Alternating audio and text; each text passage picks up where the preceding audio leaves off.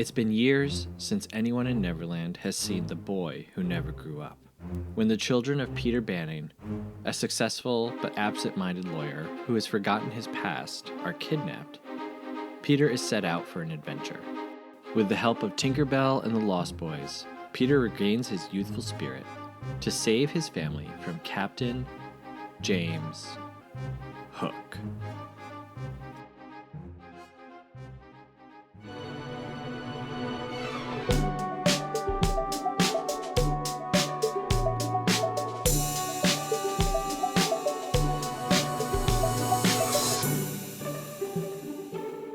Welcome back to Movie Friends. I'm Michelle. And I'm Seth. Today we're talking about Hook from 1991. Directed by Steven Spielberg. Screenplay by James V. Hart and Malia Scotch-Marmo. Cinematography by Dean Cunley. Composed by John Williams. Edited by Michael Kahn. And costume design by Anthony Powell. Starring Robin Williams, Dustin Hoffman, Julia Roberts, Bob Hoskins, and Maggie Smith. Seth, how is that pizza? Yeah, hey listeners, sorry. Michelle asked me if I would take a bite, and I thought she was going to take a picture. I didn't realize she meant she was going to start. So I'm eating a slice of pizza right now. What kind? Share with the class, please. Hawaiian. Yep. Now, from what I've understood, traditional Hawaiian pizza actually should have red onion and feta in addition to ham and pineapple. Yeah, I know. Yeah. Oh, see, my gasp, I should say, was excited because I thought maybe it just had pineapple. But I know traditionally that I know it includes ham, and I don't do the ham part. Yeah. I would do just pineapple. So good. So good. Yeah. Pineapple on, most things, pepperoni, pretty much whatever you're getting, throw some pineapple on with it, and it makes a better pizza. Oh, I thought you were just suggesting that one should eat pineapple and pepperoni separate. No, any snack, you could just add pineapple to it. And I was like, well, yeah, pretty much. No, I mean, like, if you're getting a pepperoni pizza, have them throw some pineapple on there. Yeah. Just do it on half if you want to experiment. Yeah. Pineapple, jalapeno, and pepperoni. Great pizza. That sounds great without the pepperoni. For me, of course. Moving on, Seth told me before we started that we have no emails. Email. Wow, that is so upsetting. That's the sad email jingle. I don't know what to do with this part of the show because this is where you're supposed to take over. I have nothing to fill the air. Well, there was a presidential debate last night. We could talk. Oh, my God. Seth and I were talking with our friend Krista throughout the debate. Yep. Yeah, it was fun. What a time to be alive, huh? I had to turn off the last one. Yeah.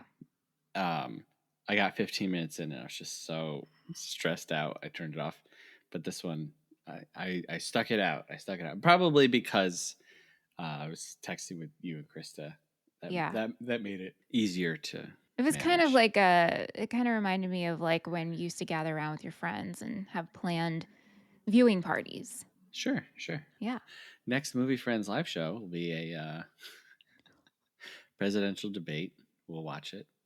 Hey, but on that note, our live show is in 10 days.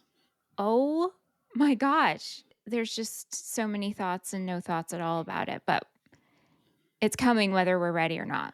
I've realized that like live show sometimes refers to just like streaming. Sometimes people will say like, "Oh, our live show," but it's just them. It's like what we're doing right now, like sitting at home. Yes. But it's just like streaming live, and that is not what we're talking about, folks.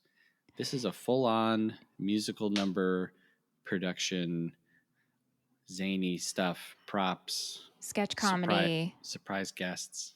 Yeah. So if you're coming, we can't wait to see you.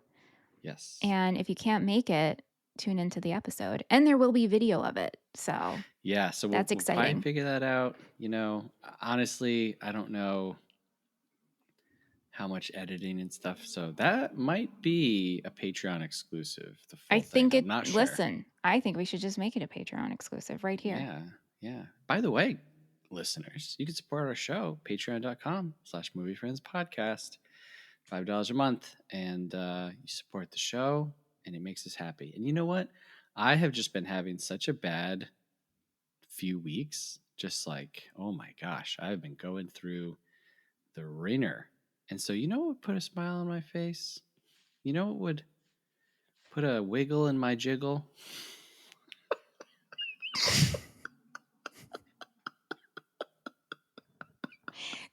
That phrase? Yeah, I also just woke up, folks. One of my kids was sick, and so I was like up through the night with them. And I had to work all day, and now I'm doing this. Don't you feel bad for me? Don't you just stop and think, man, I wish there was some way that I could put a smile on Seth's face? Well, you can. Sign up for Patreon. Anyway. I'd get a smile out of that too if it matters. Well, yeah. Yeah. If you're trying to make one of us happy, not the other, sorry, there's no way of doing that. You definitely could find a way. But there will be reciprocal Michelle happiness. Reciprocal? No, that's not it. Casualty? No. No, that's not right either. What's it? Oh, like runneth, offeth. That's not right. This is going to be a great episode. This is going to be great. What's it called? Residual? Residual. That's what I meant by runneth. Residual? Is that residual? Yeah, like residual effects, a visual residual. What do you say when someone is a casualty? But it's They're like a casualty. Right. No, but it's like, oh my God, like an innocent bystander kind of a collateral damage. That's what I'm trying to think of. So there will be some collateral happiness coming from Michelle. So. All right. Do I have permission to move on? Well, I was just going to say, what about you? What's going on with you? Oh, well, our basement, the French drain system has been installed. Oh, that's awesome. Wow. So awesome. Yeah. If you're new to the show here, our whole basement has been under renovation due to flooding, and that includes my office space. So I've been making do upstairs in our house, which is fine, but I definitely miss my own little space, and things have just been very crowded. So anyway, we're proceeding forward with the next steps, which will be the guy who takes care of mold. He's going to come in actually the day before our live show and on our live show. So that'll be happening. Tell him to come. I know I should invite him, right? You know like what you when should you're do? Finished. You should leave. Like a ticket? Little flyers around. All over the house. I should do that. You never know. He would walk in, we'd yell out, "Mold Man." Yeah, I know. Be like, hey, thanks so much. Take care of our mold. So anyway, things are moving forward. So I guess that's exciting. But what I've been frustrated with is my cat Moish has been very destructive.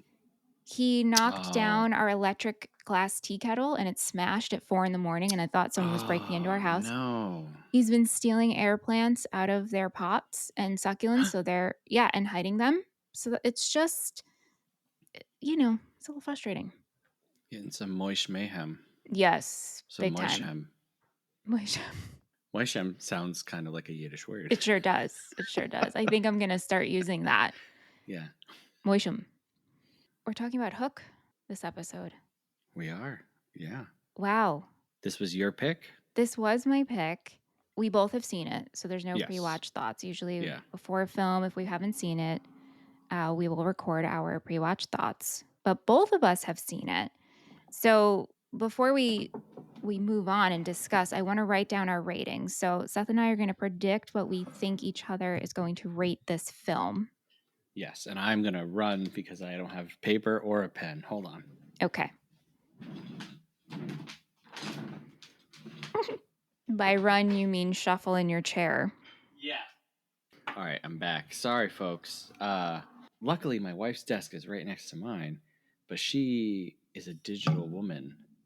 I mean, she's a real woman. She's a human being. I'm not married to like an AI or something. Mm-hmm. Thanks for clarifying. She has like no paper or anything. So I'm writing this. I'm writing my score on her very well-worn eye insurance card. So, yeah. Okay. That's the only piece of paper she had. All right. Hopefully she doesn't need this card. Okay, let me see. You know, Seth, we do this every week. Yeah. And yet, it's like I never remember because when I watch the film, I do all of my things, and then I never think like, oh yeah, what would Seth rate this? Right. Every week. Okay, my rating is locked in. I like to imagine people who haven't listened to our show and that sound goes off and they're like, why does that happen where they say locked in? And I just laugh because It's my favorite truly thing. the locked in jingle is just for us. That's right. No one has ever commented on it. I don't think anyone understands why it happens. And I don't care. We think it's funny. Get a great amount of joy every time I hear it when I listen every week to our episodes. Yeah, I'll say I had kind of a rating after watching, and then after thinking about the movie more and kind of putting it through my filter of understanding, my rating did go up a bit. Hey, okay. Yeah. That's great. Mm-hmm. All right, so I want to know your relationship with this movie. Did you grow up watching it? When's the last time you watched it? Tell me. Absolutely. We were a Hook house. Bangarang. Bangarang! I've been very public about my relationship with the films of Steven Spielberg. Yes. Yes. Yes. And, this is the third one that we're doing from him. I know. You know? Yeah. He's hitting the three timer club. Yeah. The only other one who's done that is Rob Reiner. Right. When Harry Met Sally, Yes. Spinal Tap, and Princess Bride. Right. So I watched this a lot as a kid. Had no idea that it was 4 hours long. My goodness. Loved Robin Williams as a kid and really enjoyed this movie. And so as I continued on in life and watched other Spielberg movies that would come out, I would always be like, yeah, I don't really love his movies, but I love Hook. I really love Hook. And then I rewatched it as my oldest kid got older. And I was like, oh, maybe I don't love Hook like as much as I thought that I did. And then I watched it again recently for no reason. And I don't rewatch movies, but I was just like, I'm gonna rewatch Hook. And I was like, no, I do really like this. And then I watched it for this show, and I was like, well, maybe I don't love Hook. And then I thought about it more. And this was the first time, I don't know what it is, but there's just something about watching a movie for the show that totally changes it. You're watching it, you're reading about it, you're learning about it, and you're really stewing on it. Cause it's oh my God, I have to talk about this. And so I came back around on it. So it's been up and down, but thud butt turning into a ball, which I'm sure we'll talk about later. But that's, to me, growing up, that was the coolest thing that could happen in a movie. Yeah. So yeah. What about you? I definitely watched this movie as a kid, and I think mostly on TV. I think this was played around Christmas time, and maybe it was rented a few times, but it wasn't a movie that... Oddly a Christmas movie for some reason. Right. But oddly enough, not played over and over in my household. What's strange is this movie has a line that is most quoted in my relationship with Anthony. And that line is... Can I guess it? Yes, you can. Is it looky, looky, I got hooky? It is not. Okay. It is, I shall give her a kiss. No, a real kiss. Aunt says this to me all the effing time. Does he say it when he actually kisses you? Yes. Okay, well, that's nice. Sure. But it's not like this movie was something that we bonded over. So it's just amusing to me that this quote is the most quoted line from a movie in our relationship. And we've never really watched this movie together. In fact, when I was watching it to prepare for this episode, he wasn't even around. I was going to say, he walks in and he's like, what's that? Yeah, exactly. Come to find out, Anthony wasn't quoting Hook. He just, that's just been him being nice and romantic all these years. But I can't help not think of like how cute it would be if this was our movie. Like we could give a thimble back and forth to one another. Well, there you go. Hey, so many options and missed opportunities, really. Hey, what anniversary do you have coming up? What element? Yes, right. So Maybe thimble would be the thimble element, or metal or something. Yeah. I mean, we just went through brass. And we've done metal. I'll have to see what 10 years is. Yeah. Listeners, if you're not aware, for some reason, someone at one point said every anniversary will be an element. And so people will give each other gifts. Yep. And so is paper the first one? Paper is the first one. 9 is pottery because we just did that one. Wow. And you guys actually do. You guys might be the only people I know. Like we do, and we do it in just like in a fun way. Like I got Aunt it was like I guess porcelain pottery fortune cookie because Aunt used to have his podcast, What's Your Fortune, and then because Aunt is obsessed with AI shit, I typed into AI to Chat GPT and I was like, write me a corny fortune. And it did, and I put like AI wrote this, and it was a bad fortune, and I stuck it in there. But anyway, that's right. Yeah, I have no idea. We just celebrated 15 years. Wow. We were in Canada, so maybe the element was like maple syrup, or just Canada. The Canadian anniversary. 15 years as you go to Canada. That's right. I feel racist saying a joke about maple syrup and Canadians, But it's like, it's one of the last ones that is socially acceptable, I think. Everybody can still do Mario voice. Uh-huh. You're like, hey, what are you, Italian? Hey, ooh, ah. And people are like, haha, that's very funny. And I feel like Canadian's another one. Yeah. Okay. Another one is English. Maggie Smith. Pita. Oh, we will get to Maggie Smith. But if you will humor me, I want to start with just going over the premise of this film together. Please. Okay. Yeah, I mean, we'll try, I guess. Yeah. Okay. All right. So, buckle in, friends. Yep. I wrote out the premise because I needed to write this out for my own sanity. Mm-hmm. So, Peter and Wendy is a well-known children's story by J.M. Barrie. Yes. And exists in this movie. Yes. Peter Banning, played by Robin Williams, is an adult who lives in the U.S. He's a distracted, busy lawyer. Mm-hmm. Okay. He's married and has 2 young kids, and they travel to London for Christmas to see Granny Wendy, who is being honored for her work with children and helping them find families and homes. Yes, they're dedicating a new hospital to her. Yeah. Yes. So this is a big dill pickle. Yeah. Okay. Granny Wendy is Peter's wife's grandmother. Yes. After Peter's kids go missing, Granny Wendy goes over Peter's history with him. Mm-hmm. She took Peter in when he was around 12 or 13, taught him how to read, set him up with his family in the U.S.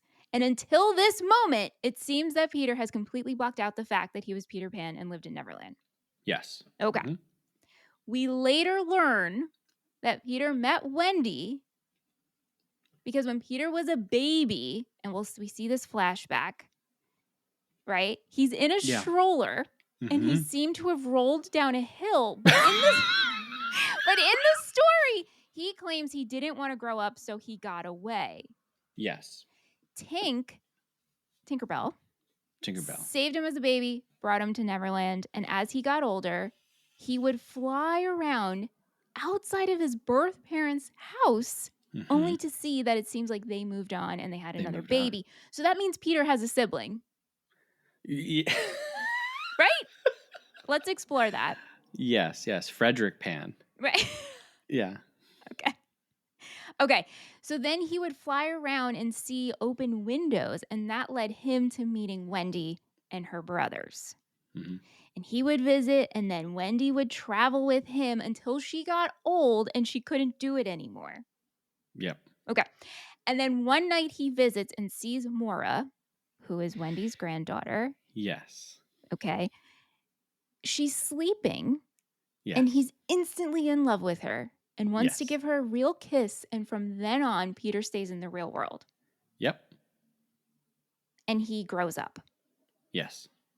And the kids are taken because when they get back to London, Hook and Smee kidnaps because he wants revenge for his Hook. And so Peter goes back to get his kids. Yes. Wow. Yeah. That's yeah. Yeah, I don't know if I got that whole story as a kid. No, because this movie is so long. Do you know it was supposed to be 4 hours? It feels like it is already. Do you know that this was supposed to be a musical? Oh, yes. Yeah. Oh, yes. Yeah. Yeah. Which helps me understand why all of Neverland looks like it's a stage play. Oh my gosh, I'm so glad you said that. Yeah. Because Like when we're on the ship, 10 feet behind the ship is a wall. I know. It's not even like painted to look like a sunset, or it's just as if this was on stage. Yeah, and even their house, when we get Wendy's house, Mhm. Granny Wendy's house, Granny Wendy. it looks so fake when they're looking out the window. Yeah. I mean, it looks like it's a stage production. And we still get the daughter, Maggie. She sings a song that all the pirates love. The movie opens out with Peter like watching a stage production of his life. Right. And it kind of helps the whole idea of like, is this real? I think that it is real. Like, I think in the movie, the world of the movie, it is real. But What's like, real? Smee is kind of there at the end. And so it's like, What do you mean, what's real? well, yeah. So we open with Peter watching a stage play about his real life, right? And he doesn't remember it at Right. all. Right. And so then all of the rest of like the fantastical type things feel like a stage play. And so it's like, was the play helping like resurrect these repressed memories? Is he still in a fantasy land? Because like I said, Smee is there like at the end for some reason, like Bob Hoskins. So I can see kind of like if that's the trajectory, I can see why those things make sense. But then you remove the musical part of it, and you're just kind of left with these weird elements, I suppose. Yeah. And there's so many like factoids about this movie that I think I don't want to say like, oh, everybody knows, because sometimes people don't know. But like David Bowie was gonna be Hook, and he turned it down. Michael Jackson was rumored to be Peter. Oh my god. So like those things make sense if this is a musical. Yeah. Yeah. Right. Let's start with Robin Williams' portrayal of Peter Pan. Sure. You at the beginning of this episode said you love Robin Williams in this role. And I don't know. I have to say it's not my favorite. I think we both probably can agree this is not our favorite Robin Williams performance. He feels a touch underutilized once he becomes Pan. I guess I'll say that. Like, I actually really dig, and I dug it way more I dug it way more this time around. The stressed Robin Williams in the beginning. The adult. Yeah. But I feel like once he becomes Pan, there's just not as much, you know? But Yeah. no, it's nowhere near one of my favorites of his. I know, and I felt like he gave my least favorite performance out of all the characters. And I can't believe that because I love Robin Williams so much. But in this movie, it was like other characters just shined brighter for me. Okay. All right. Yeah, I guess I can see that. I kind of feel like there's some standouts, and then everyone else is kind of like on even footing. Okay, that's a nicer way to put it. I mean, he was hesitant. I don't know if you read this. He was hesitant to take this role because of the flop of Popeye, which we Right. didn't even know Popeye existed until like last year. I didn't. I still want to watch that movie, by the way. Yeah. But yeah, I mean, Well, yeah, if you look at like Robin Williams and Robin Williams movies, let me pull it up here really quick. This is 1991. Yeah. Prior to Hook, you've got Awakenings, serious movie, Penny Marshall, Cadillac Man, not not Awakenings, but it's also not Mrs. Doubtfire. Before that, Dead Poets Society. Before that, Good Morning Vietnam. Before that, a bunch of random different things.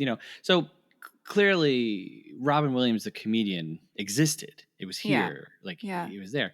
But if you look at his movies prior to this, it's not what comes after this. You mentioned Popeye, way back in 1980, so almost 10 years before.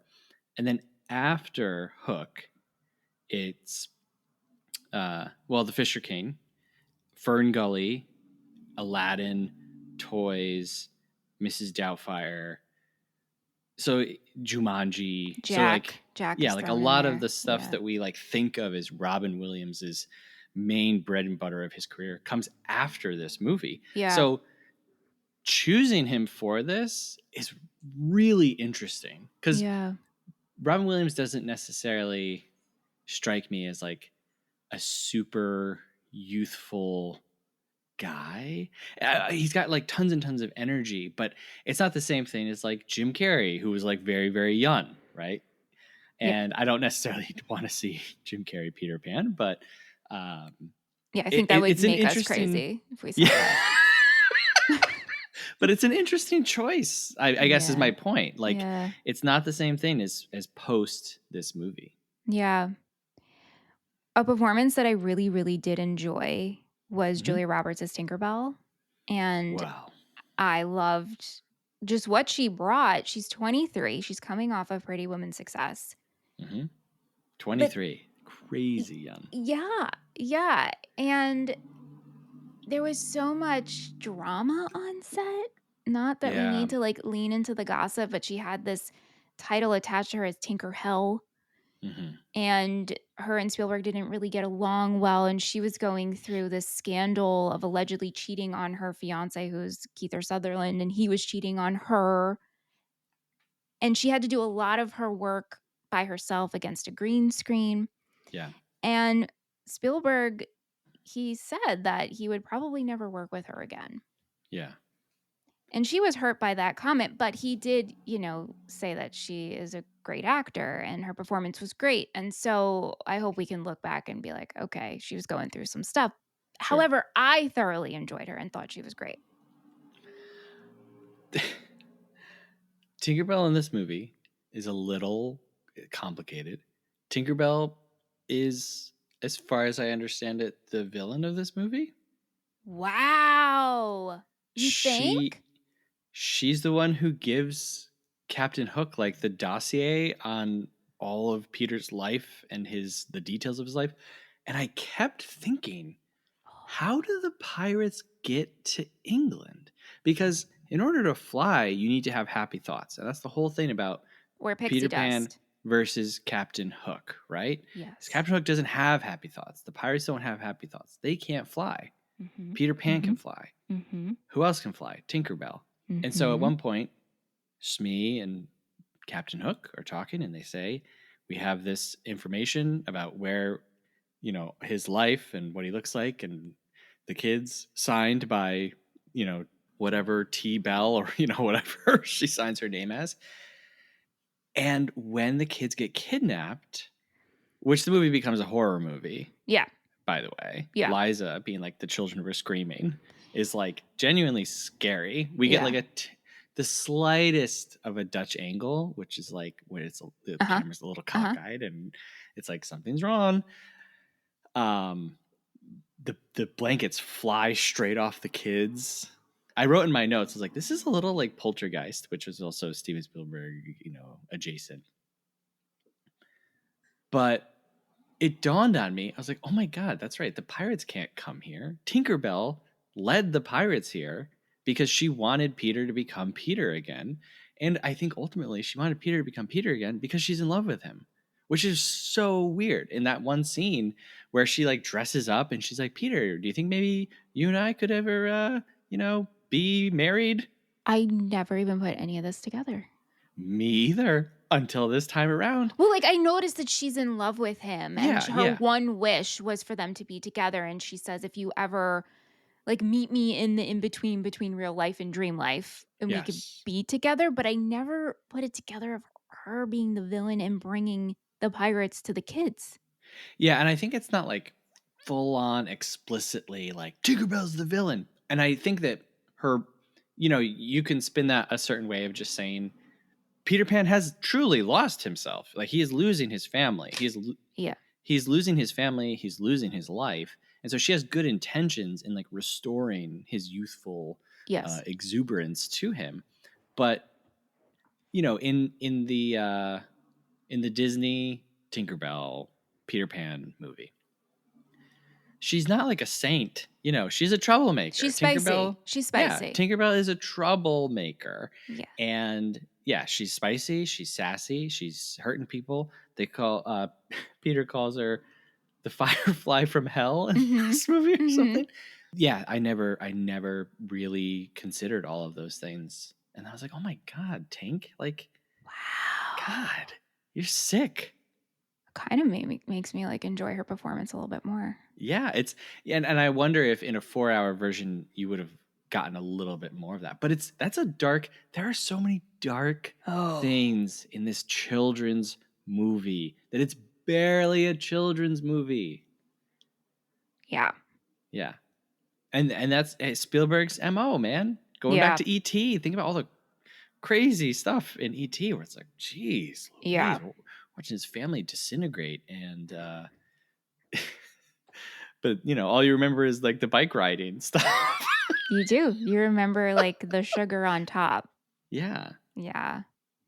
So yeah, Tinkerbell, real villain, but good performance by Julia Roberts. I don't dig the hair. Why did they do that mop top? I guess it's like a pixie cut. It's a fluffy pixie cut. Yeah, I mean it's like it a ain't sloppy... tight to the head. It's no.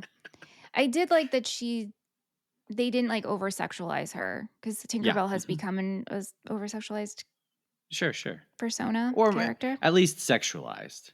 That's true. And so in this, she's a person. Yeah, well, she's a fairy, but she's right. Who's a troublemaker? Yeah. The villains of the movie, or like surface level, are Hook and Smee. Mm-hmm. Dustin Hoffman and Bob Hoskins, which like were my favorites. My absolute favorites of this movie are these two. Yep. Naming the movie Hook is really wild. We take that just for granted because it's Hook. That's what the movie's called. It's Hook. Right. But I think by far the standout performance is Dustin Hoffman, and then Bob Hoskins is really funny as me. Really, really funny. Do you know it took me like an hour in to be like, oh my God, Who Framed Roger Rabbit? What is wrong with me? Because I knew, but I was like, oh my God. He looks there's something about, and I don't know if this will make any sense to anybody, but in Who Framed Roger Rabbit, even though Bob Hoskins isn't like a very tall person, there's something about the way that he stands that he's looking eye level or like down at Toons. But in Hook, he's always kind of looking up at Bob Hoskins or Robin Williams or something. And so there's just it's like there's just a position to his demeanor that's very, very, very different. Yeah. And the beard color is kind of weird. Like they gave him like a chia pet beard in this. It doesn't look like hair. His eyes, I feel like, are more twinkly. So I never knew this was Bob Hoskins, and I knew who Bob Hoskins was growing up from Mario and from Who Framed Roger Rabbit. Yeah. Never knew that this was him. Yeah. I just found myself laughing so much at these two. Yeah. And just how Hook is so overdramatic. Yeah. And I loved it. I loved it. One of the things that I thought of as I was kind of like dissecting this movie, sometimes I'll find an like an interpretation. And so then everything else kind of starts to like filter through that. And this being a stage play and the idea of it being a musical, that really colored everything. And to me, Captain Hook is Spielberg ripping on actors and like people who just think that they're so important and so great and so over the top and so dramatic, and they're just doing this whole big performance, and the people love you. I hate them, they're all worthless, da da da da da. And then you're threatening to kill yourself and you're like, don't stop me, no, you should stop me. Like, oh my God. this time around, Hook reminded me of Gloria Swanson from Sunset Boulevard, this like old actress who's not appreciated, and I'm just longing for the days of my fight with Peter Pan and trying to restore that like glory. For what? You know what I mean? Just for like one more moment of glory. Yeah. And so I was like, I think Steven Spielberg hates actors. And he's kind of taken it out through Captain Hook. But they're so over the top, campy. Yes. Yes. And like you were saying with Bob Hoskins, I don't recognize Dustin Hoffman, and I know it's Dustin Hoffman. I'm know. Like looking at him, and I'm like, this is he's so different. It's amazing. Like, yeah, I know. And he went method for this. He was pretty difficult on set, apparently. Yeah. I mean, imagine just acting like Hook while you're not portraying Hook. Yeah, maybe Spielberg was right. Actors are ridiculous. But he's amazing. The voice is amazing. Yeah. I think like Hook, this is a definitive like pirate role, a definitive Captain Hook role, kid villain type stuff. Like almost everything with Hoffman, I think, is like near perfect. The costume is unreal. That wig, like putting that wig on and it not being just absurd is kind of a miracle. Yeah, and like really leaning into developing Hook's personality. Mm-hmm. I love that we have a rage room, if you will, of clocks. Yes. Rage room. I love when we bring Peter's son to the rage room. Yeah. Because we hear the ticking and it makes you so crazy that you just have to destroy it, and then you just have this room of clocks and you can just go crazy. Mm-hmm. I love it. There's a lot of things I just really enjoyed watching him. Yeah, he's great. And like obviously, they're taking dialogue from the play, but they're not just repeating it. Like when Hook says codfish, he doesn't just say codfish. It's surrounded by this whole other sentence of like I can't do a Hook voice. But he's like, you can't be Peter. Yeah. You're a bloated, sappy, soggy codfish. Obviously, it's much better in the movie, but like, I'm thoroughly impressed with Dustin Hoffman in this movie, and just the character design, the costuming, the makeup. It's amazing to like be staring at a person, knowing who they are, and not seeing that person, but you see Captain Hook. Yeah. Well put. And scary from a kid's point of view, but also like maybe I could trust you. Like so convincing. So convincing. Which, I don't know where you're heading, but if you want to talk about the weirdest, most disturbing part of this movie, which is Captain Hook decides, I'll just brainwash Peter Pan's children to love me. Yes. Yeah. Convince them that I'm the daddy that they've always wanted and needed. Oh my God. I mean, hey, what a way to lure a child in. The kids are already debating that he doesn't want to be with his dad. His dad didn't even put any effort, as they see it, as saving them. Yeah. But like, look what you can do here. We'll set up a baseball game for you. Yeah. You can destroy things here. Yeah. It's such a weird. I like how they play with like the Peter Pan thing, because in the stage play, the actor who played the dad, Wendy's dad, would play Captain Hook. Yes. And here, Robin Williams kind of takes that on of like he's playing the father darling, while also playing Peter Pan. And it's interesting how they kind of move those things around. But with Jack, it's like, hey, Peter wants you to grow up, but here you can be a pirate but not grow up. So that's kind of another, like, I don't want to say subversion, but just like turn on the idea of kids and pirates, because Rufio says, he's like, the only adults here are pirates and we kill pirates. So now it's like, well, what if there was a kid pirate?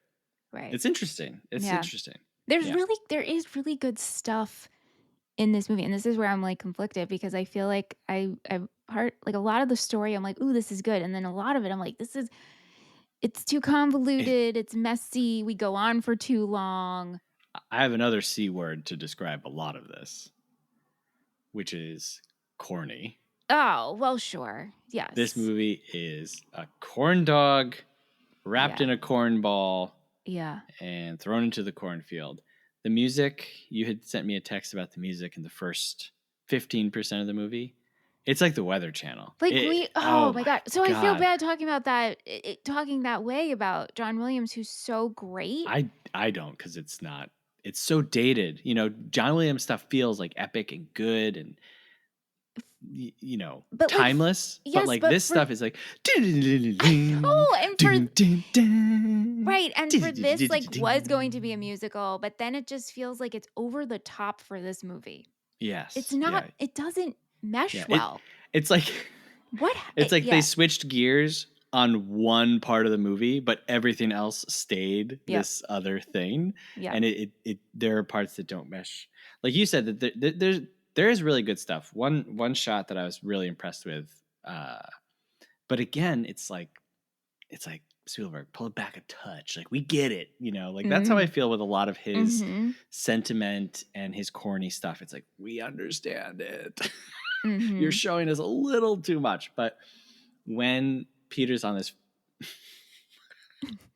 okay, they go to England. Moira.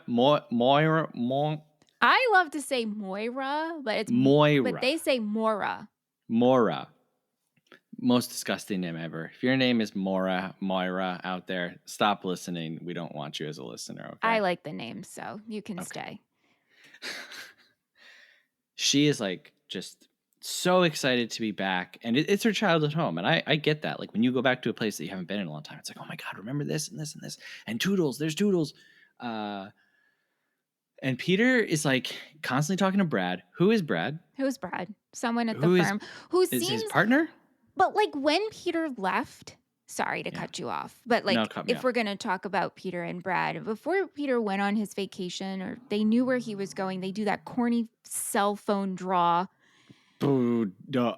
I think that dropped guy dead when I saw that again. Right. So I'm thinking like this unit of that he works with seems to be aware that he's traveling. So I don't know if Brad is someone that he's making a deal with. Because they all seems like Brad works with him. It seems like they work with him. And yeah, I had the same thought. I was like, why is Brad so unaware? Or it's just that they just don't care. And it's Work Christmas. Is 24/7. It's Christmas. Yeah, and it's Christmas. Yeah. So Peter's on the phone call of his life. And I thought that I heard him say that it was a $5 billion deal. It's either 5 or 1 billion. And maybe it was million, and maybe I put in that B. But I thought he said $5 billion. And I just want to say, as a parent to 2 children, if I am on the phone and a $5 billion deal is falling apart and I'm like in another country and can't do anything about it, I'm going to be a little upset. Absolutely. Also, Peter, if you're on the phone and your kids are being riled up, go into another room and close the door. It's a cell phone, it turns out. It sure is. So you're it's getting mobile. Reception in England. I think you can go into the other room and you'll be okay. Also, Maura, like, I get, you know, you're in your childhood home and you're excited. Maybe calm your kids down if your husband's on the phone. The only thing I'll say about that is she is so done with it. I know. She's over it. She's over it. He was on his phone during the play, which, I mean, my God. So rude. So rude. So rude. He misses the baseball game. he's freaking out on the air. Like she's like, I'm really surprised because Spielberg loves divorce and like, like talking about families breaking up and exploring that whole idea. I'm really surprised when she tells him like, Peter, like you're missing it and you're losing your children, that she doesn't just say like, hey, when we get back to the States, like I'm leaving you. Yeah, we have to have a conversation. Yeah. I'm really shocked it doesn't go that far. But anyway, so in that scene, as the pressure is building and the kids are getting crazier and crazier, and he's on the phone, the camera is like going down, and Jack's shadow, which is another element of Peter Pan, right? The shadow. Jack's shadow just starts like climbing the wall until it's like looming over Peter. Again, kind of like a horror movie, but in this, the horror is like the life of a parent and the like the stresses of all of that stuff. And I really, really liked that. I was like, I was like, all right, I'm impressed with that. I also love that. I actually loved all the shadow work that we did. Yeah. I mean, it's really good. And to your point, like the horror is literally losing yourself. Yeah. It's all about Peter becoming a kid again. Yeah. And how that like changes everything. I think it's funny. Going to Neverland doesn't reinvigorate Peter. All this different stuff, nothing. The thing that gets Peter to finally break through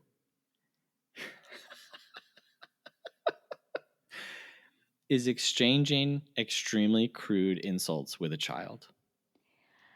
And so Peter loses his youth, right? Because of, being a parent and all this stuff and hating kids. And it's hating kids that brings him back. He calls Rufio a nearsighted gynecologist.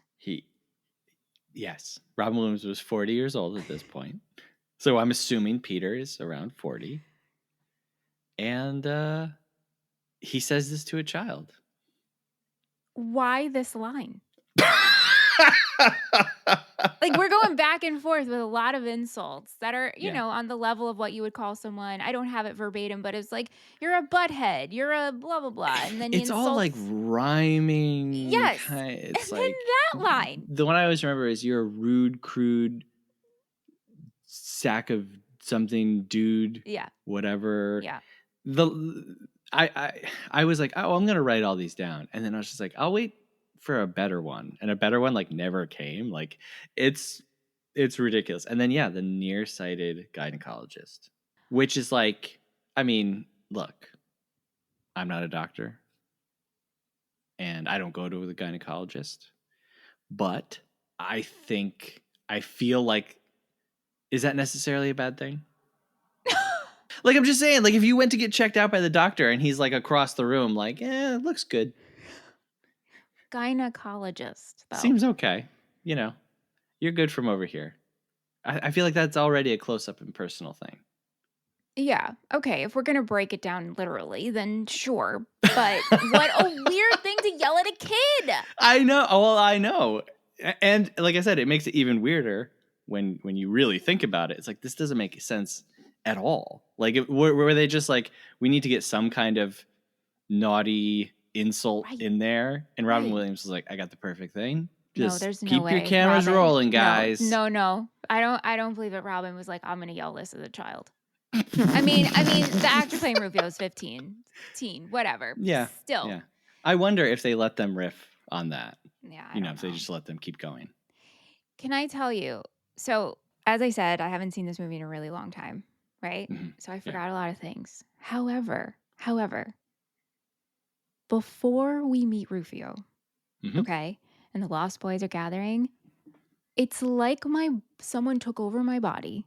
And involuntarily, I exclaimed before they did, Rufio! Yeah. And my hands went up. And I was like, I can't even believe that this is like muscle memory. It really actually surprised me. Yes. It's a very cool introduction. It's so cool. I feel like it's memorable. Yeah. It's violent. It's all the things you want as a kid. Yeah. Rufio's pretty great. Yeah, if you think about like what would be an updated Peter Pan. Yeah. Like it's a sick, cooler, 3-colored mohawk Peter Pan. It's pretty sick. Yeah. Did we have to kill him? I am going to go out on a limb and say yes. Okay. I don't like that we kill him. I think that there are questions about it, but I'm a fan of stakes in movies and in kids' movies. Like everybody dusting themselves off after the war and everyone going home. Not my favorite. Yeah. Yeah. So we know of Thud Butt. Thud Butt. Rayshawn Hammond. He becomes successor, which he didn't even know this was going to happen. Only Spielberg and Williams knew. And so that's like a legitimate reaction on his face. Wow. He's so good. I love him. But I have questions about the Lost Boy in the suit. Is that Don't Ask? Is that... I really didn't gather all of their names, but I wanted to ask you what's up with the kid in the suit. I believe... Okay, so yeah, that's... his character's name is Don't Ask. He's the Italian Lost Boy. I don't know. He got lost on his way home from church on Sunday. I just have so many questions about Peter Pan logic. Yeah. And it begins with that, because the rest of them are kind of making their own clothes and they make their own armor, but like Suit Boy stays in suit. Don't ask. Yeah. And what I don't understand is like Peter as a baby arrives in Neverland. He obviously did grow up. And so does that mean your body ages in Neverland, but your mind can stay childlike? Right. Also, Thudbutt, when talking about happy thoughts, he says, my mother. Yes. And so he remembers his mother. This movie says a lot about love, marriage, children that's kind of complicated. Like, Peter completely forgets himself because he falls in love. It's like, what does that tell you? Right, because I guess that's a very adult feeling of falling in love in that way. And also choosing to stay in the real world. But is falling in love an adult thing? Or isn't falling in love like a magical, fun, absolutely. Isn't it love? Like, yeah. So yeah, it's complicated. It's weird. And I don't understand, like those Lost Boys, do they stay at a certain age? Or maybe... You would think so, because Peter left and they all stay the same. He's the only one who grows up. But like, then where did Rufio come from? Was Rufio not around? Right. And like Peter got to a certain age. Like, when do you stop? Because some of them are younger than the others. Right. Or maybe they are actually all grown men and they're just imagining themselves as children, just like they're imagining food. Right. Wow. Whoa. Yeah. Mm-hmm. See, this is why we need the 4-hour version. That's right. That's right. The food is disgusting.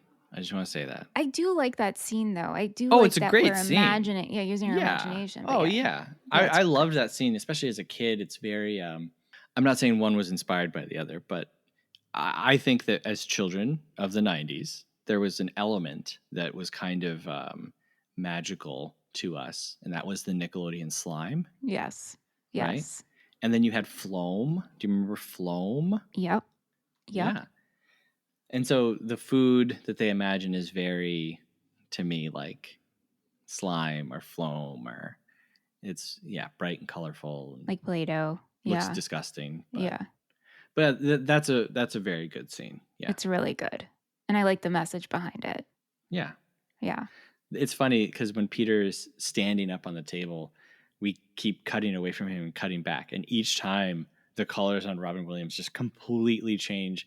Like at one point they're very, very bright, and then it cuts away, it cuts back, and you can tell that all the dyes have kind of mixed together, and it's just like brown. It's disgusting. It's so gross.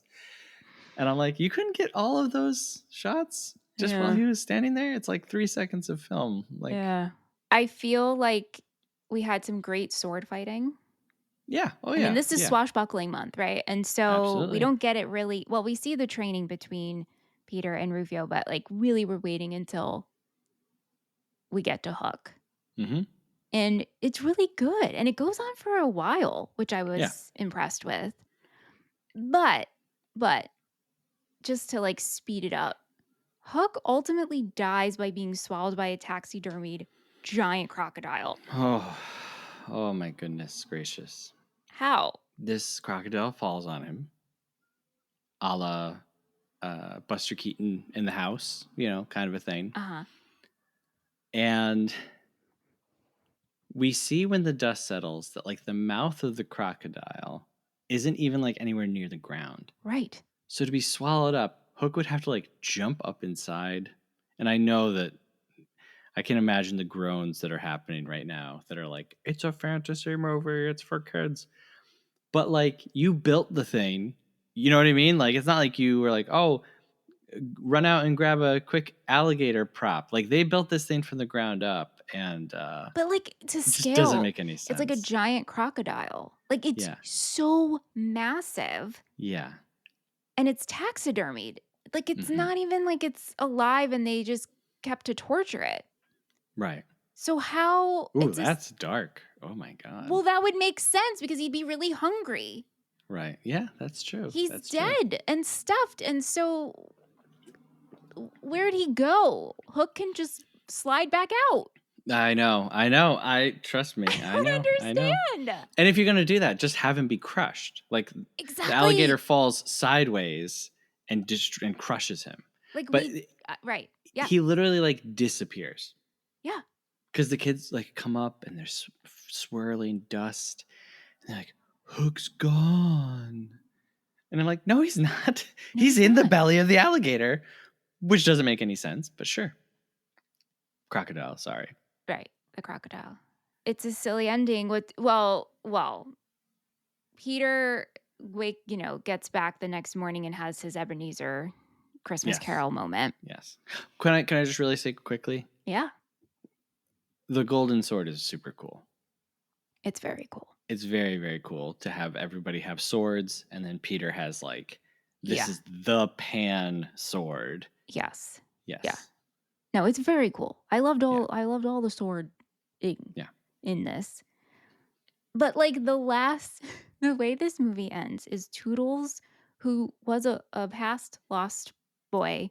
Mm-hmm. There's this running joke of that he lost his marbles and his happy thoughts. And so Peter brings them back from the lost boys, gives them to Toodles. Toodles flies out the window and yells, "Seize the day."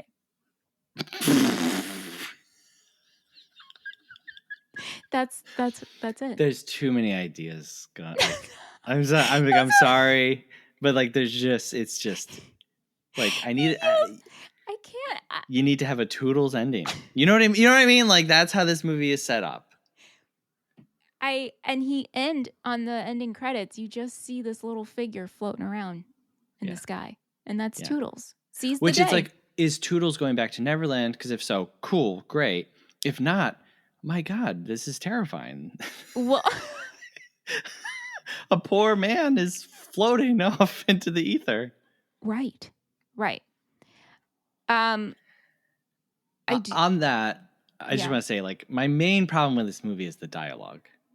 I genuinely think if you change out the dialogue, this movie becomes so much better. The shots are there, the costumes are there, the charisma is there. The kid actors, I think, are good, which is kind of a miracle to have this many kids. They are all really good. Yeah. The kid who plays Jack, he's is great. really good. Yeah. Maggie is doing her thing, but the dialogue is just thudding over and over. It's thud butting all over the place. Yeah. Before we move on to some facts, I do want to touch upon Maggie Smith as Granny Wendy. Absolutely. She's 56 in this movie. Boy. Oh, boy. Maggie Smith is 56 in this movie. And so obviously they use old age makeup or to, make her into her 90s. Yeah. Do we think they did a good job? Because look at Maggie Smith now. Yes, I actually do. Like when you're watching the movie, you can tell kind of like it's age-old makeup. But the reason I say that it's a good job is because everyone that I've ever heard talk about this movie and Maggie Smith, they all say the same thing. We thought that she was old forever. Yes. And so they like duped a generation, literally. Absolutely. Absolutely. They made an entire generation of people be confused about her age for 30 years. Yeah. Yeah. When we were watching this, my oldest son, he tapped out, by the way. Oh, did He he? actually Yeah. said to me, and he's a very nice, sweet boy. He's not like a sarcastic little, scamp. He actually said to me, he's like, "Do you think that I'm enjoying this movie? Because I'm not." Oh. Which part did he bow out? He made it maybe 45 minutes in. Yeah. Yeah. Mm-hmm. But he's seen it before. He has seen it. Mm-hmm. So, Yeah. but as we're watching, he was like, "Why does that lady look like the lady from Harry Potter?" I was like, "Because that is the lady from Harry Potter."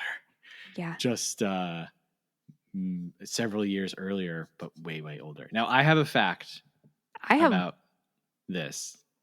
about and I don't want to Maggie. ruin. Yeah. Okay, go ahead. I don't want to ruin your life. I'm ready. Okay. Go ahead. Ruin my life. You and I. So, Michelle, we're 36-ish, right? That age range. Mm-hmm. Right now, you and I are closer in age to Maggie Smith as Wendy than we are to Charlie Corsmo as Jack. Mm-hmm. Mm-hmm. Can you visually see me aging as I speak? I'm literally just. Michelle's gonna walk out of the room and go to Anthony and be like, "Hello, boy." Hello, boy. That could be my line. He can say, "I'll give her a Yeah, kiss." there And you I'll be go. like, "Hello, boy." Yeah, yeah. Oh, it's tough. It's tough when we're closer to the Maggie Smith side of things. That should just be like, I should just carry that through every day. Mm-hmm. Closer to the Maggie Smith of things. Mm-hmm. Yeah. Some other interesting cameos in this film, and Glenn, that I did not notice, but Glenn Close is in this picture. yeah. What? Mm-hmm. That's crazy. Also, George Lucas and Carrie Fisher. Yeah, they're the kissing couple on the bridge. But my favorite, my absolute favorite, and I will be bummed if you already knew this, so you need to put on your best acting right now and pretend you don't. Kelly Rowan, aka Kirsten Cohen, is Peter's mom. Oh, I didn't know that. Well, now I can't tell if you're acting, but no, I really didn't. I really didn't know that. Wow. I thought you were going to say Phil Collins as the police inspector. Phil Collins and Gwyneth Paltrow as young Wendy, but yeah, Gwyneth. Yeah. Phil Collins. I'm just like, why are you here? Why is this happening? Who is this for? Who is this for? Right. But oh wow, Kirsten, I did not know that. Cohen. I read that and then I looked at screen grabs, and I was like, yeah, I guess that is her. Wow. Yeah. Very cool. Very cool. Nice. That's a fun tidbit. Yeah. It said that Carrie Fisher was a script doctor. She kind of punched up the dialogue for Tinkerbell. Yeah, she did a lot of script doctoring throughout the years for a lot of movies that not a lot of people know about. Yeah, that's interesting. Yeah. Super funny. Carrie Fisher, super funny writer. Yeah. Yeah. We said we were going to talk about Maggie Smith, and then we just talked about how old we are. Maggie Smith is also creepily in love with Peter. These are the elements that this is why I say this is barely a kid's movie. She's a nice old lady. She's a wonderful person. I cried. I teared up, and a few tears streamed down at the scene where they're dedicating the thing to her, and the whole audience stands up. Yeah. Right. And everyone's like, oh. She's great. Wendy is great, but my goodness. She's just like, you fell in love with my granddaughter, but I never stopped loving you, even though at that point I was a grandmother. I know, and then you were a boy. Yeah, and I'm like, how often were we visiting? Were we visiting every 10 years or something? These are questions I don't want to answer. I know. And okay, I was reading this that it's not surprising that Spielberg was drawn to the story of Peter Pan. This was his favorite growing up. Sure. And he was all about not growing up. Yeah. And he was slated to work on this and do an original adaptation. And then he has a kid and he's like, oh, no, I don't relate to this anymore. Yeah. And so then unrelated to all of this, James V. Hart is working on an updated story to Peter Pan. And his kid asks, well, what happens when Peter Pan grows up? And so this is what led to this story. Yeah. And so I'm like, these words, like you said, the dialogue is bad. Is this Steven or is this Hart? It's hard to say. It's hard to say, but I think J.M. Barrie does a good job of keeping it, because it's a fantasy. It feels like kids talking, and this movie feels like adults talking. It's adults reaching backwards. Yeah. You know what I mean? Trying to Yeah. like capture magic. But when you filter everything through the lens of like the stress of, you know, Peter Pan, the story starts with Wendy being stressed about having to leave the nursery. Yep. Yeah. Oh, you're too old. You're too old. You're going to move out tomorrow. You can't be in the same room as John and Michael anymore. And that's a very like small stakes, like the next step of life. But I think it's very relatable to kids.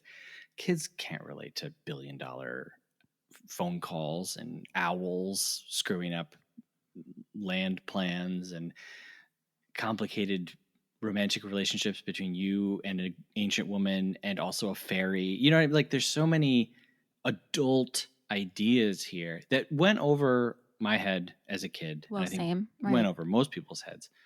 But now as an adult, I'm just like, oh, this doesn't work. And you can definitely feel Spielberg putting himself into this. Like that whole idea of like, you know, I'm on the phone call of my life. You know, we're getting Jurassic Park off the ground, and it's going to be an $80 million movie. I don't know the budget for Jurassic Park, but you can see him all over this movie. But also him saying like having a kid changed his life, and ultimately that's his happy thought, and that's right.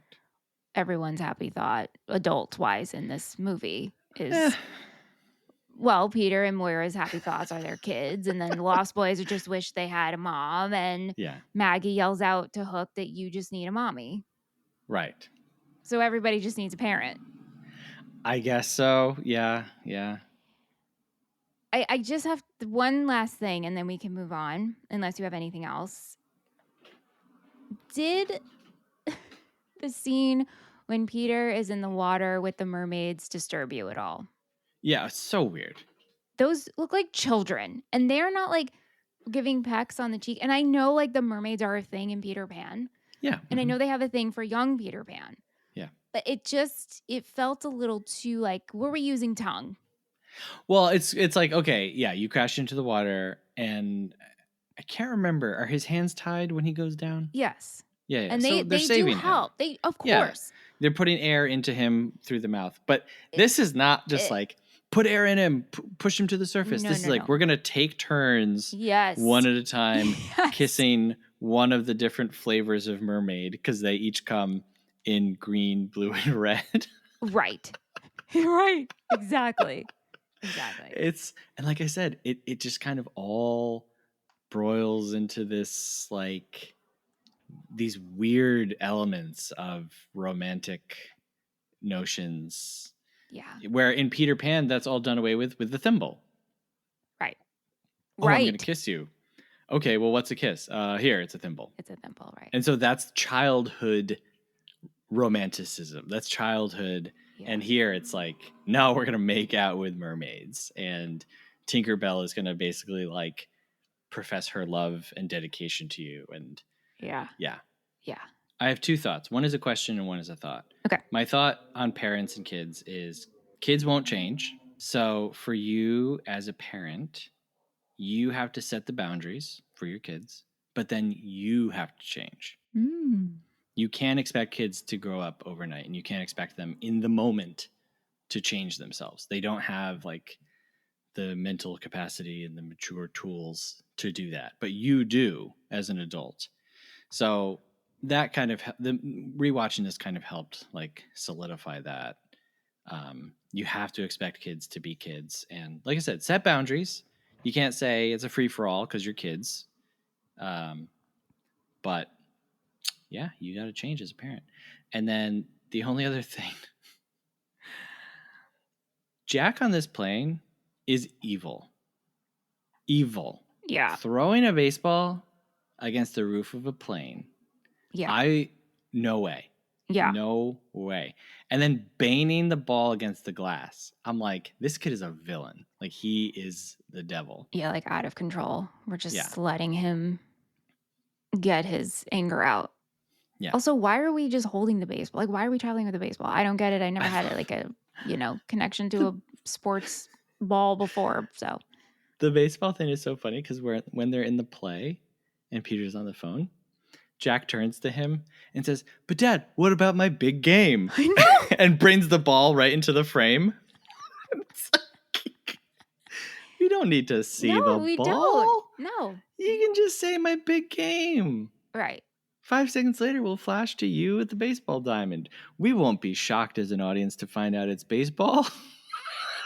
I thought you meant basketball. Yeah. Now, if he's like, "But Dad, my big game," and then it goes to like water polo or something, Yeah, or chess strange. or something. Yeah, that would be really funny. Yeah.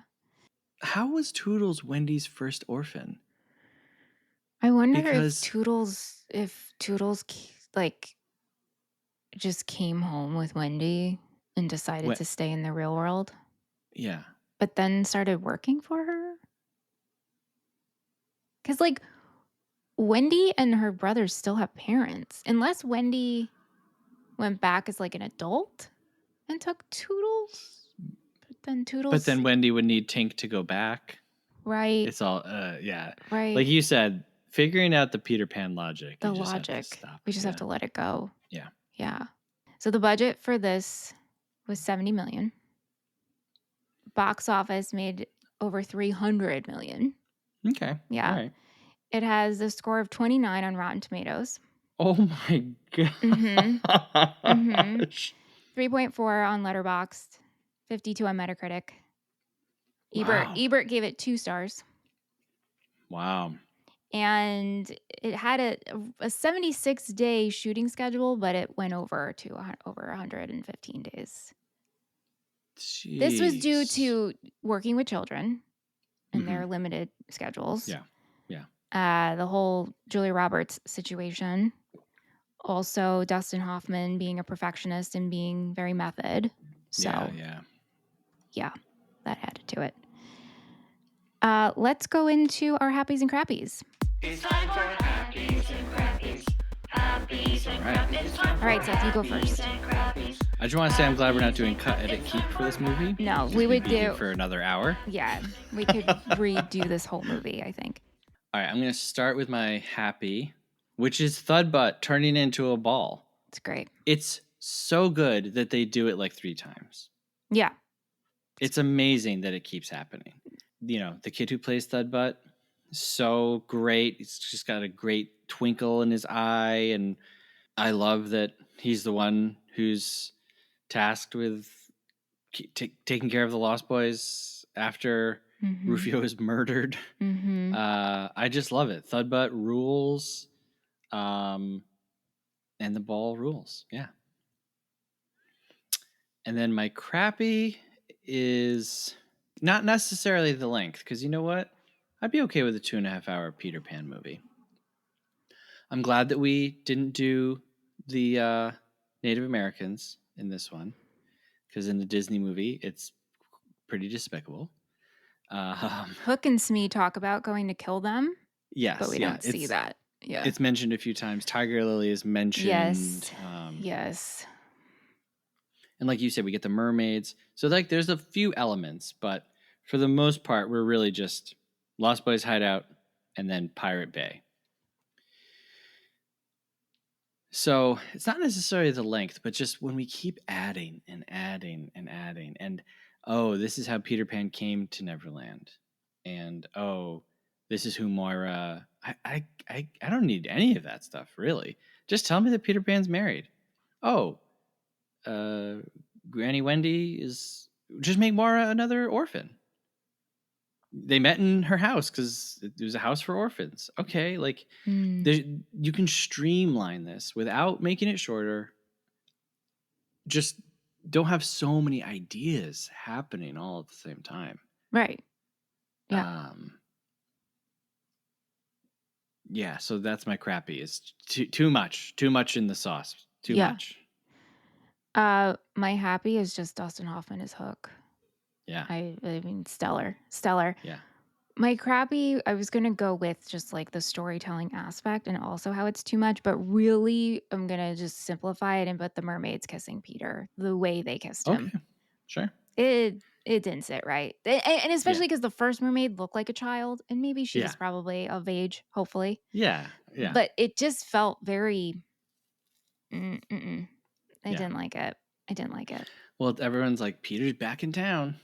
Right. And the mermaids, I guess, really knew, or they don't care because they're just horny. Yeah. I do like, oh, there you are, Peter. Yeah. Yeah, I do like that moment. I do like Maggie Smith. Why, Peter, you've become a pirate. I do like that. Did any of our friends have anything to say over on Twitter? They did. Felicia at Cinnamoroni. Oh, hey, friend. She says, this was a regular staple in my house as a child, and it wasn't until I was an adult that I heard people didn't like this movie. Must suck for those people to be so wrong. I love it. Betsy at Gorm_Betsy. Betsy! She says, this movie was constantly on in my house when I was a kid.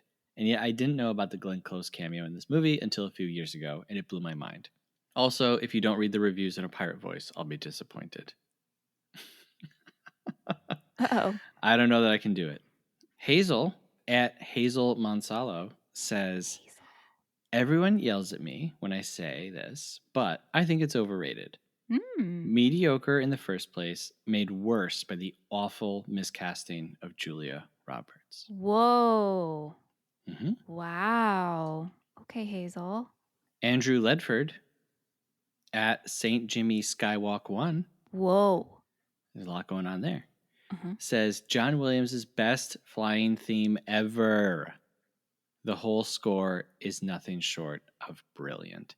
And I will say, once we get past that Weather Channel stuff, it's great. It's great. John Williams is great. Yeah. We apologize for saying anything other than that. Yeah. Heather Stewart at Heather J. Stewart. Heather, hi. She says, as I literally just said to Best Picture Cast, I cannot adequately express my hatred for this film. And I can't even remember why. Because surely Hoffman as Captain Hook is brilliant. Disclaimer, I've only seen it once in the cinema when it first came out. Wow. Okay. Alberto Ruiz at AC Ruiz says, this movie made me fall in love with Robin Williams' soul. It's probably one of the movies that had the biggest emotional impact in my childhood, and it planted the seed for my longing to be a dad one day. Wow. And I bet that was the goal, minus making money for this movie. Sure. Yeah. That's beautiful. Good to show, the magic of, because what's it saying? Growing up would be a very big adventure, right? Yeah. Mm-hmm. And so it's like just kind of showing that. Mm-hmm. So there's some people that we do know. Now we go to a segment of the show where we hear from people that we don't know. It's called Half Star, 3-Star, 5-Star.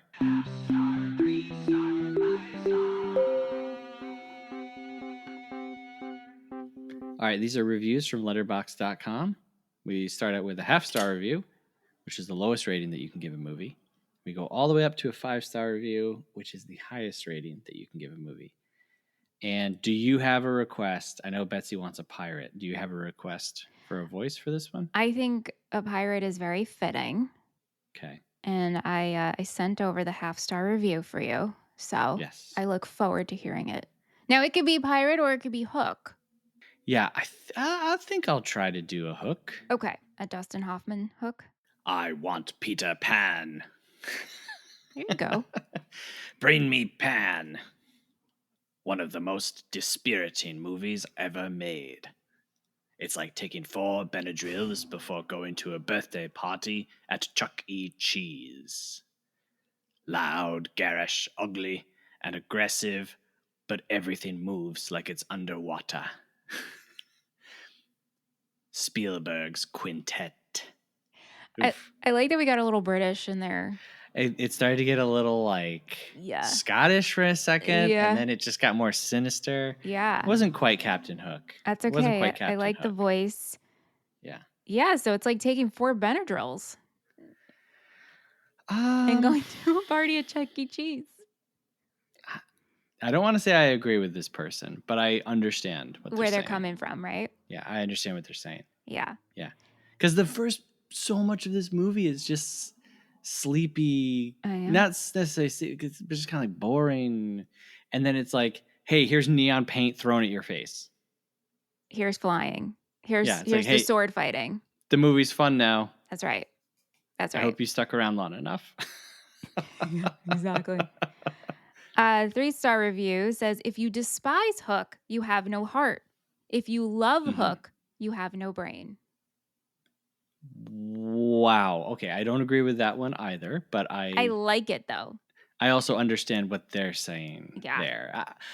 I think that you can have a brain like this. And I will say, I had a hard time over the last few days, like really questioning, do I just hate fun? Do I just not have a heart? Do I just all these different things? And then I was like, no, I like fun movies. I'm sorry that this movie added to your bad week. Oh, no, it didn't. No. Like I said, I went up and down, but I've gone up and down on Hook my whole life. And I'm on an up right now. Okay. Mhm. 5-star review. To this day, Steven Spielberg himself considers this his worst movie. To this day, it's in my top 3 Spielberg favorites. I Mhm. acknowledge it's not his best, but having grown up with it, there is a magic to it that is impossible to replicate, given by the perfect amalgamation of the unique saccharine Spielberg magic with Robin Williams' humor and charisma, a great supporting cast, wonderful set pieces, and one of the most beautiful scores John Williams ever wrote.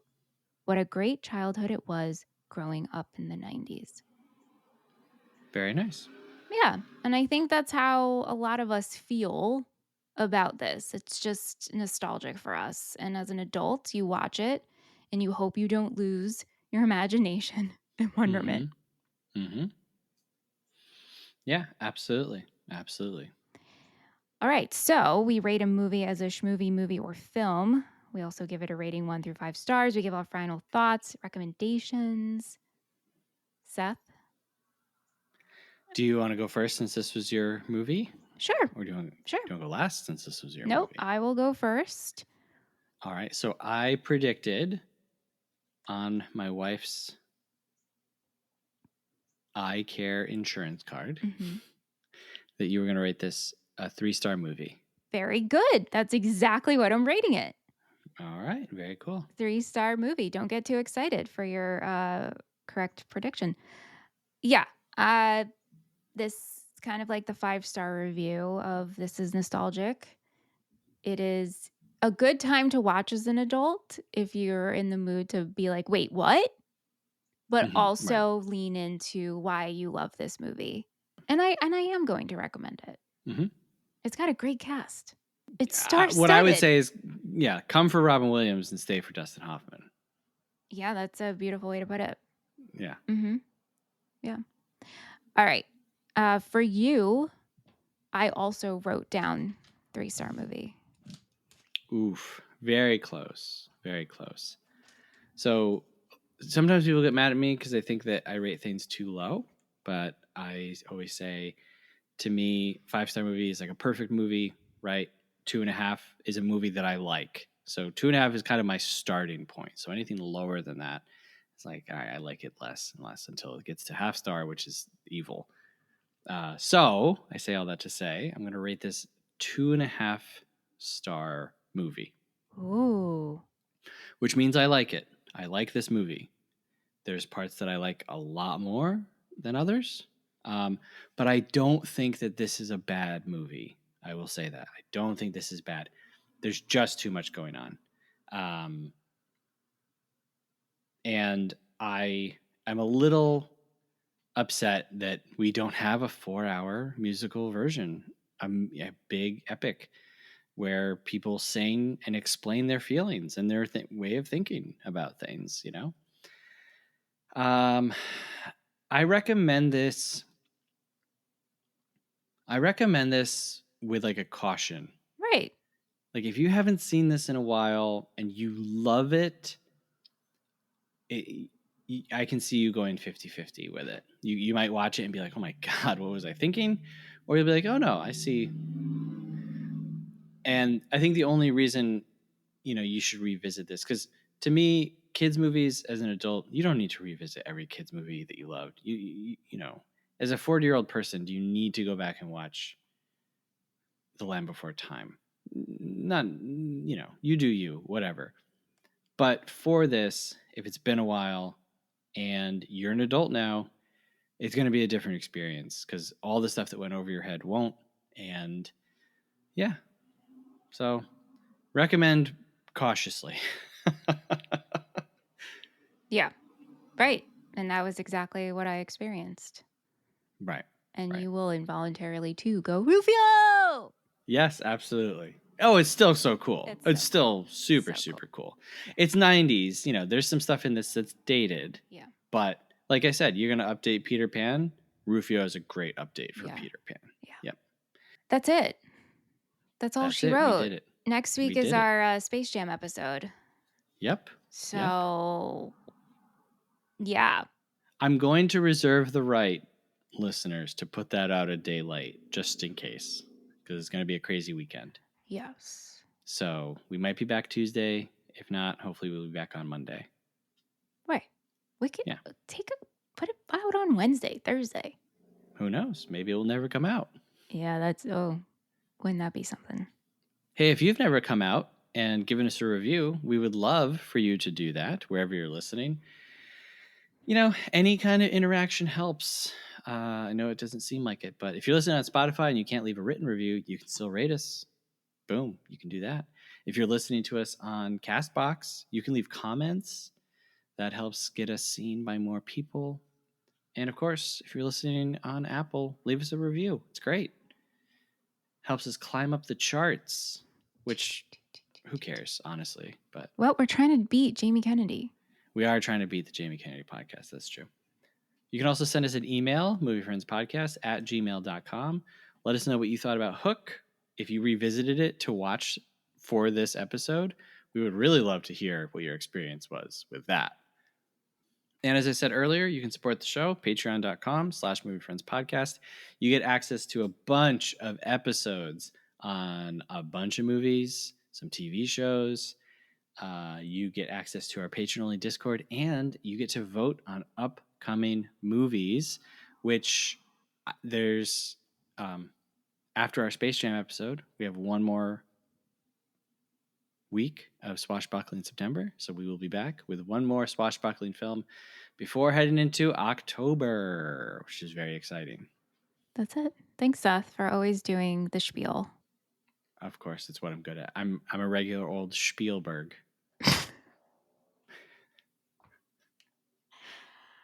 It's a good place to end it. Thank you, Seth. Thanks, Michelle. Movie Friends is produced by Seth Vargas and Michelle Rubenstein. Music by Anthony Vicora. If you like the show, please subscribe and give us a rating. It really helps us find new friends. Thanks!